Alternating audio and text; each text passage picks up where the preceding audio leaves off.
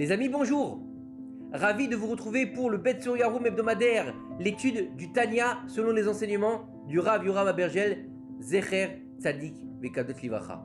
Alors la semaine dernière, nous avons vu dans le Bet Sur Yaroum que la situation des Juifs à l'époque du Baal Shem Tov, elle s'était tellement détériorée à tel point qu'il n'y avait personne pour enseigner correctement aux gens du peuple ce qu'était la Torah, ce qu'étaient les mitzvot, comment se comporte un vrai Juif. Il y avait un clivage entre les religieux, entre guillemets, et les non-religieux de l'autre côté. Cette idéologie ne fut pas acceptée au début, quand le Baal Shem Tov il est arrivé. Pourquoi? Parce qu'il leur a dit, Dieu, il aime tout le monde. Ils l'ont pas accepté. D'accord? Il y avait un problème. Pourquoi? Parce que lorsque le bien il arrive, il y a toujours une résistance. Le Yetzer Hara, il veut pas que le bien arrive. Et c'est ce qui s'est passé avec le Baal Shem Tov. Et le Baal Shem Tov, il a été décrié. Ils l'ont fait passer pour un nouveau Shabbatai Tzvi qui avait renié sa foi. Et après lui, qui est venu, le Maguide de Mézérich, il est venu pour continuer son chemin.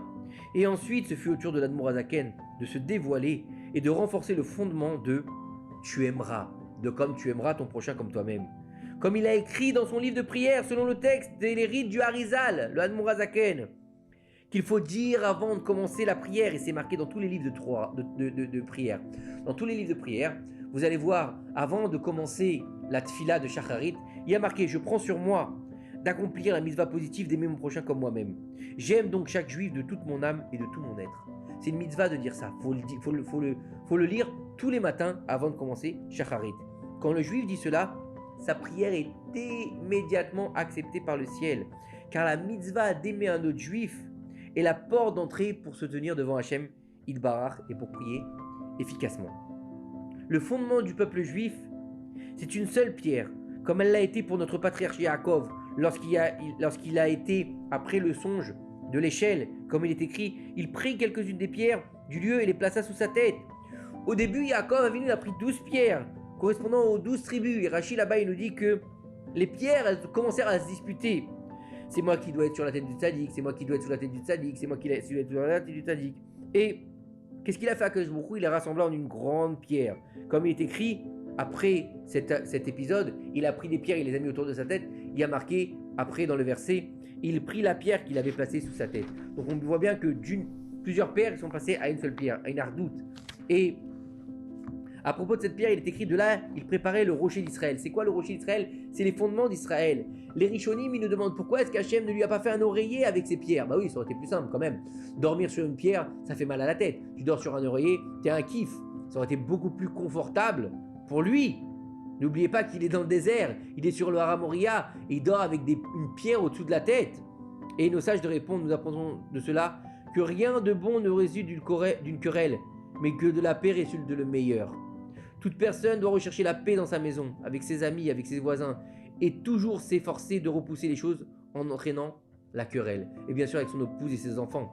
C'est le but de toute la Torah de répandre la paix, pour amener le peuple dans une situation où ils sont tous égaux.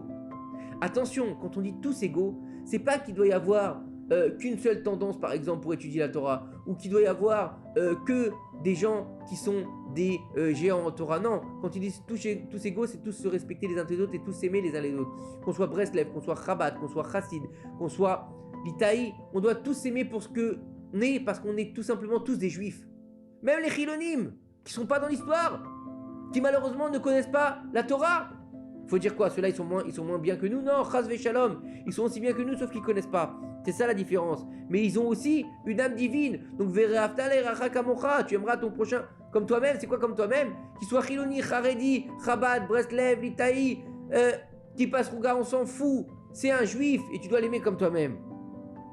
Le Baal Atania dit que le principe fondamental du demi-shekel qu'on va donner justement avant Purim, le Zecher le Machatzit Shekel, il y a marqué là-bas que le riche ne donnera pas plus et le pauvre ne donnera pas moins. Pourquoi? Parce qu'en fait, ils sont complémentaires. Et seulement ici, dans notre monde, il y a des catégories. Celui-ci est plus grand que celui-là. Celui-ci est riche et l'autre est pauvre. Dans le ciel, nous sommes tous égaux. Il n'existe pas de statut de l'homme riche qui soit mieux que le pauvre. Nous sommes tous égaux devant Hachem. Par conséquent, avec l'argent du don du demi-shekel, les Juifs, qu'est-ce qu'ils faisaient? Ils achetaient des offrandes, des sacrifices du tamid, des sacrifices du matin et du soir qui étaient des sacrifices perpétuels. Et c'était les offrandes du mois, c'est les offrandes publiques en fait.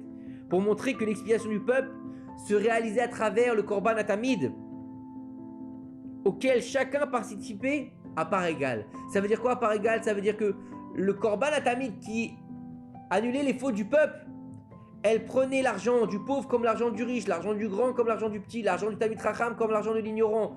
Tout le monde était assujetti à ce demi-shekel. Et il n'y avait pas de différence. Et deux personnes ne pouvaient donner plus et personne ne pouvait donner moins.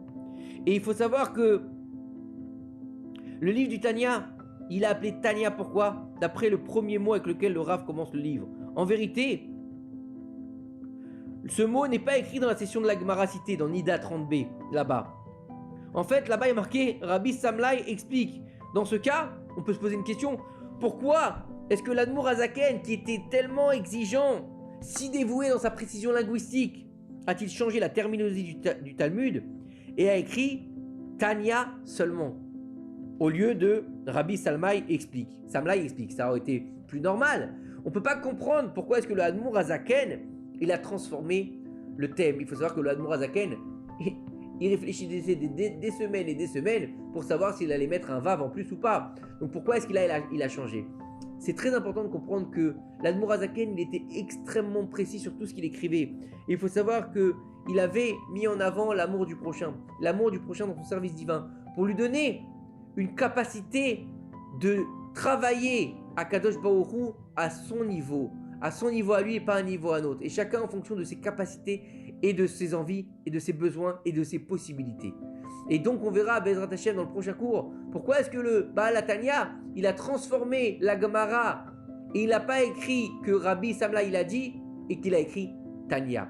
Que ces quelques paroles de Torah, elles nous permettent de faire rapprocher la venue du Mashiach. Bimera Bemnou. Amen. Une bonne semaine. À très bientôt.